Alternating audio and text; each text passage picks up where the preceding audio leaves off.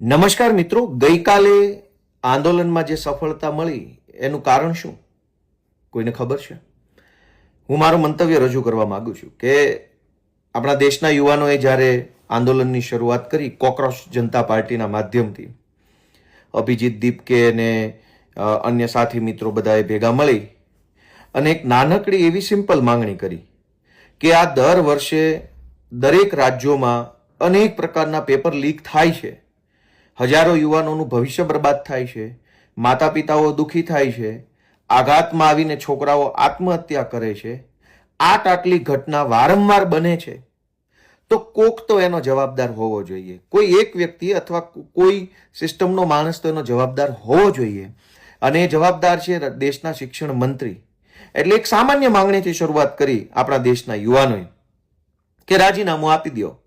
એટલે રાજીનામું આપવાથી જવાબદારી નક્કી થાય કે ભાઈ આ માણસની બેદરકારી હતી અથવા નિષ્કાળજી હતી. હવે દેશભરના યુવાનો ભેગા થયા અને આ સિમ્પલ માંગણી કે ભાઈ જવાબદારી નક્કી થવી જોઈએ.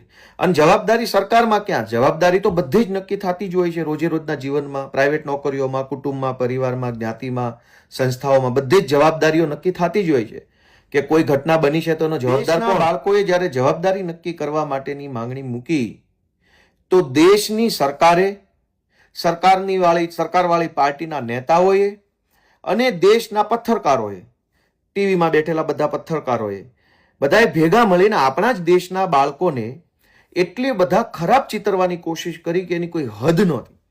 શરૂઆતમાં એમ કહેવામાં આવ્યું કે આ ચાઇનાના એજન્ટો છે, પછી એમ કીધું કે આને વિદેશથી ફંડિંગ આવે છે, પછી એમ કીધું કે આ દેશના ભાગલા પાડવા આવ્યા છે, આ દેશ વિરોધી તત્વો છે, આ લોકો સનાતન ધર્મ વિરોધી કામ કરી રહ્યા છે, આ લોકો વિદ્યાર્થીઓ માટે નહીં પણ સરકાર પાડી દેવા માટે થઈને કામ કરે છે. એટલા બધા વિકૃત પ્રકારના આરોપો દેશના યુવાનો પર કરવામાં આવ્યા.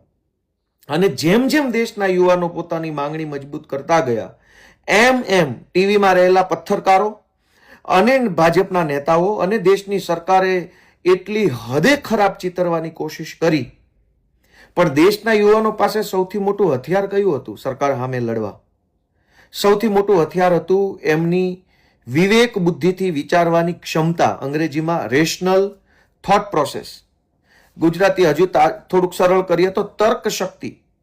દેશના યુવાનોએ સતત સરકારના એજન્ડાનો, પત્રકારોના બધા વાહિયાત આક્ષેપોનો જવાબ તર્કથી આપ્યો.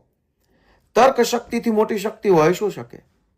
દેશના છેલ્લા 10 વર્ષમાં ભાજપની સરકારે લોકો તર્કબદ્ધ રીતે વિચારતા બંધ થઈ જાય એવા પ્રકારના બધા જ ષડયંત્રો કર્યા.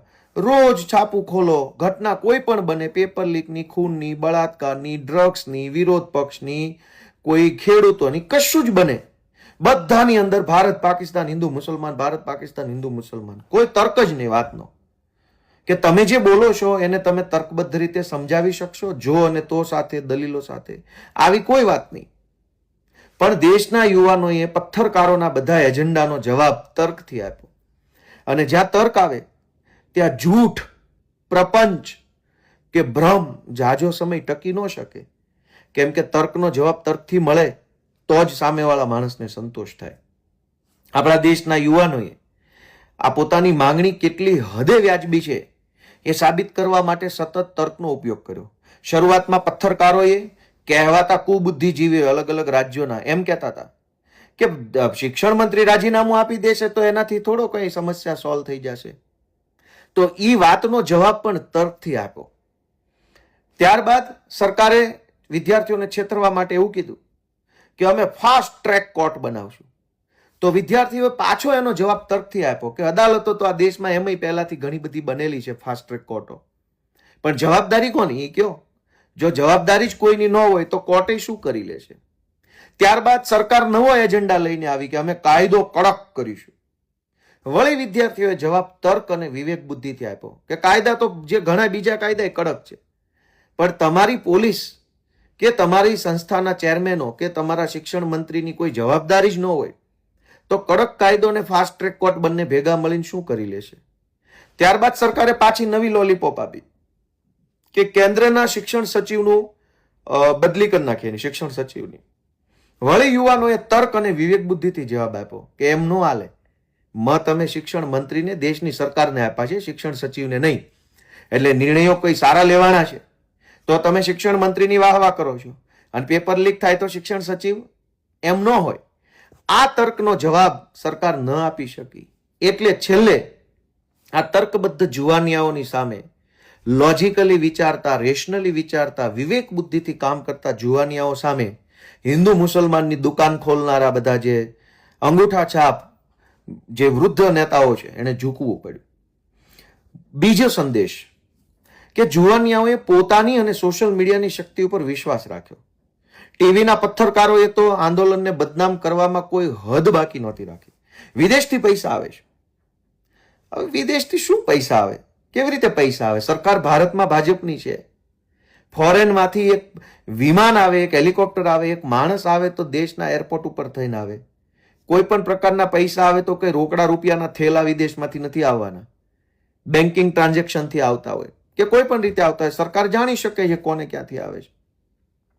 ટીવીના પત્રકારોએ આપણા જ દેશના બાળકો ઉપર આરોપ લગાવવામાં, એને ગુસ્સે કરવામાં, એને અપમાનિત કરવામાં, એને ખોટા ચિતરવામાં કોઈ લિમિટ બાકી નથી રાખી. કોઈ લિમિટ એવું કોઈ એવી બાકી નથી રાખ્યું કે જેનાથી છોકરાઓને અપમાનિત ન કર્યા હોય. પણ અંતે છોકરાઓની પોતાની શક્તિનો વિજય થયો. છોકરાઓએ ટીવી ઉપર બિલકુલ આધાર ન રાખ્યો. ગુજરાતમાં પણ આ શીખવા જેવું છે કે આપણી વાત તર્કબદ્ધ હોવી જોઈએ. હિન્દુ, મુસલમાન, ભારત, પાકિસ્તાન, પટેલ, કણબી, કોળી, દલિત, ભરવાડ એમ નહીં. તર્ક હોવો જોઈએ વાતમાં કે સત્ય શું છે ને અસત્ય શું છે. જ્યાં તર્ક હશે ત્યાં આજે નહીં તો કાલે સત્યની જીત થશે. પણ જ્યાં ખાલી માત્ર હંબક વાતો હશે ત્યાં સત્યની જીત નહીં થાય.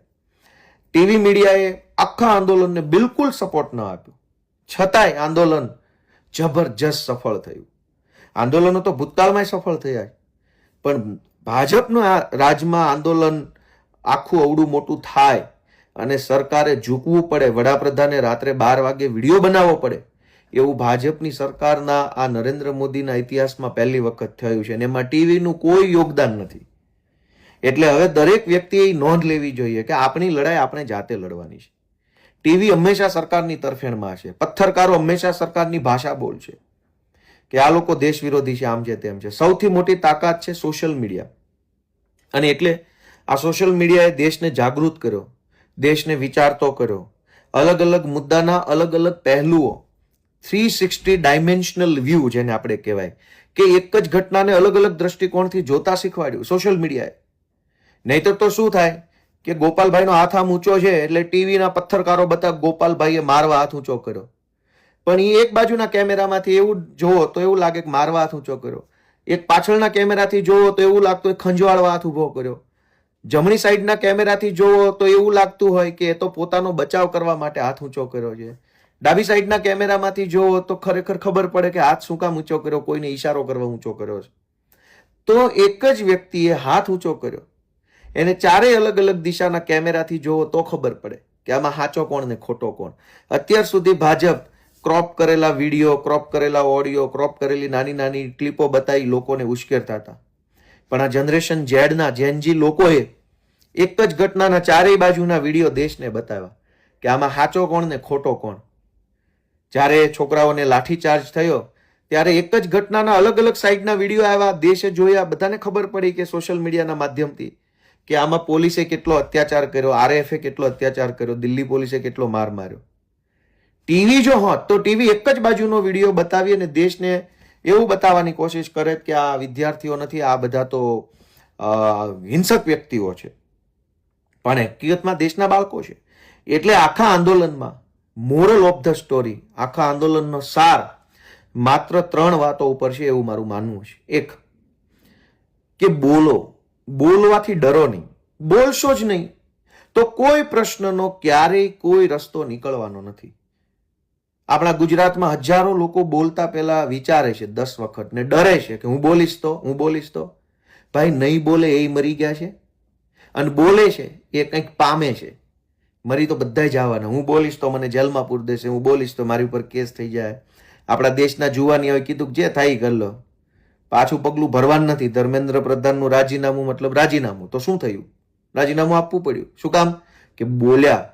આપણા પ્રશ્નો બાબતે આપણે બોલીએ નહીં. ગુજરાતમાં ખેડૂત આંદોલન હાલે છે, અનેક લોકોને અન્યાય થાય છે, પણ બોલવું નથી. તો પહેલો આંદોલનનો સબક છે કે બોલો. બોલવામાં કોઈના બાપની શેર શરમ રાખવી નહીં. શુદ્ધ ગુજરાતી થઈને શું થઈ જશે?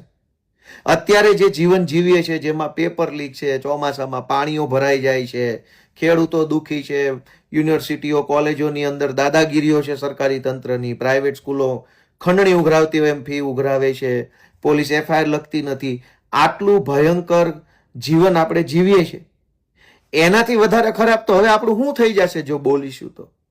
બોલવાથી તો સારું જ થવાનું છે. ખરાબ તો અત્યારે છે જ. રોડમાં ખાડા છે, અનેક લોકો પડીને મરી જાય છે, અનેક લોકો બીજી ત્રીજી રીતે મરી જાય છે, ગુંડાઓ બેફામ છે, જમીન ઉપર ચાવે છે. જીવનમાં બધું જ ખરાબ છે.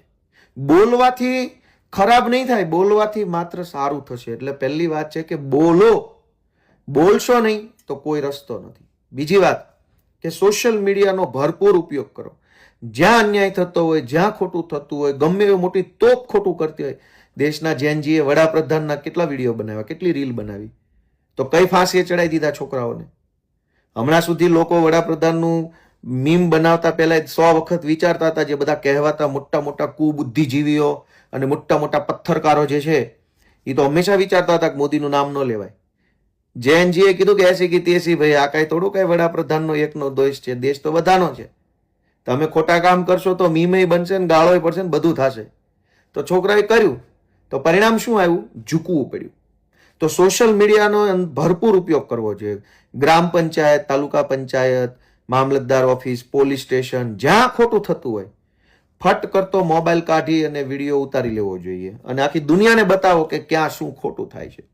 લોકોની નજરમાં આવશે તો તરત એનું પરિણામ આવશે. અને પથ્થરકારો તો ક્યારેય આપણી વેદના બતાવવાના નથી. પથ્થરકારો તો એજન્ડા જ ચલાવવાના છે. ગઈકાલે ગુજરાતના બધા જ પથ્થરકારોએ ટીવીમાં બેસીને ભાજપનો એજન્ડા ચલાવ્યો. એક નકલી બનાવટી ડીપ ફેકથી બનાવેલી AI ઓડિયો ક્લિપ. અમે આને પુષ્ટિ નથી કરતા. ભાઈ તમે નથી પુષ્ટિ કરતા તો શું કામ ગામને રોડે ચડાવો છો? કાલે સવારે અમે તમારો AI થી વિડીયો બનાવી દઈએ અભદ્ર, તો ચલાવશો પુષ્ટિ કર્યા વગર એમના કે અમે પુષ્ટિ નથી કરતા પણ અમારા એક પથ્થરકાર છે એ આવી રીતે ભાજપ પાસેથી પૈસા લેતા પકડાઈ ગયા. એટલે આવા આપણે બોલો, સોશિયલ મીડિયાનો ઉપયોગ કરો અને વધુને વધુ તર્કબદ્ધ બોલવાની, તર્કબદ્ધ વિચારવાની કોશિશ કરો. જ્યાં તર્ક હશે ત્યાં અન્યાય નહીં હોય. જ્યાં તર્ક હશે ત્યાં તાનાશાહી નહીં થઈ શકે. જ્યાં તર્ક હશે ત્યાં અસત્ય નહીં ચાલે. તર્કનો દુનિયામાં કોઈ તોડ નથી. તર્કબદ્ધ રીતે વિચારો, તર્કબદ્ધ બોલો, હિંમતથી બોલો અને સોશિયલ મીડિયાનો ભરપૂર ઉપયોગ કરી અને જ્યાં કંઈ ખોટું થાય છે ખુલ્લું પાડો. એવી શુભેચ્છા સાથે આપ સૌનો ખૂબ ખૂબ આભાર.